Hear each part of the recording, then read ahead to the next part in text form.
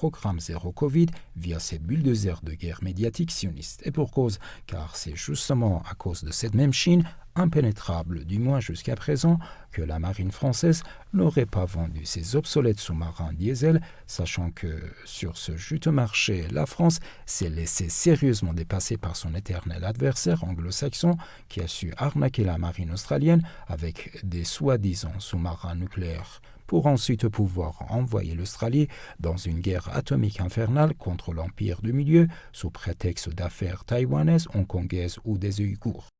Comme ce fut le cas de l'Europe, subjuguée par le sionisme américain en guerre totale par procuration contre la Russie de Poutine. Et dans ce bazar, la Chine est toujours un peu trop hésitante, car elle essaie un peu trop de s'inspirer à nos yeux de ces trois courants philosophiques que sont le taoïsme, le bouddhisme et le confucianisme.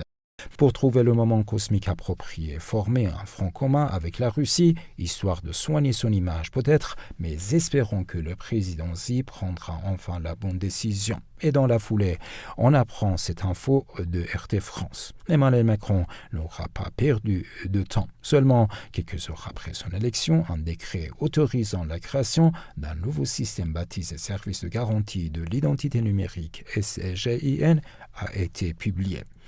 Le portefeuille d'identité numérique arrive en France, écrit l'auteur de l'article consacré à ce sujet surnommé Nexus sur le site web RT France, et en voici les détails. La Commission européenne à la manœuvre. En janvier 2021, la Commission européenne a exprimé le souhait de créer une identité numérique pour tous les Européens. Pour cela, elle souhaite la mise en place d'un portefeuille européen d'identité numérique permettant de stocker et de gérer des documents officiels grâce à une application mobile. Bon élève, la France est donc sur le point de lancer son portefeuille d'identité numérique. Le décret signé par Jean Castex et Gérald Darmanin permettra aux possesseurs d'une carte d'identité équipée d'une puce NFC de conserver leurs documents officiels dans leur portefeuille numérique afin de s'authentifier auprès d'organismes publics et privés. Il pourra être utilisé pour des services en ligne proposés par des fournisseurs liés par convention à France Connect, ainsi que pour générer des attestations électroniques comportant les seuls attributs d'identité dont l'usager estime la transmission nécessaire aux tierces de son choix. D'après le texte, l'application associée au SGIN pourra traiter de nombreuses données personnelles, comme le nom, le prénom, la date de naissance, la photo, l'adresse mail ou encore l'adresse postale.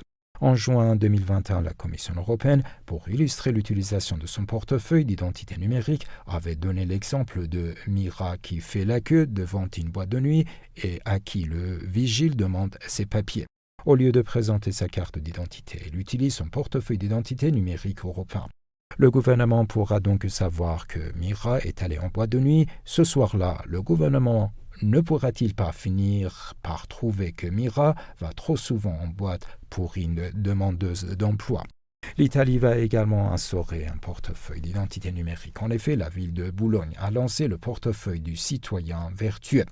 Son fonctionnement s'apparente au mécanisme d'une collecte de points de supermarché par lequel les citoyens seront récompensés s'ils trient leurs déchets, utilisent les transports publics, gèrent bien leur énergie. Ne reçoivent pas d'amende de la municipalité et sont actifs avec la carte culture. Le comportement vertueux correspondra à un score que le Bolognais pourra ensuite dépenser pour obtenir des prix en cours de définition. L'instauration de ce portefeuille numérique peut entraîner de nombreuses dérives autoritaires, transformant ce portefeuille en passe accordant des bons ou des mauvais points selon vos comportements. Si vous ne rentrez pas dans le moule, vous deviendrez des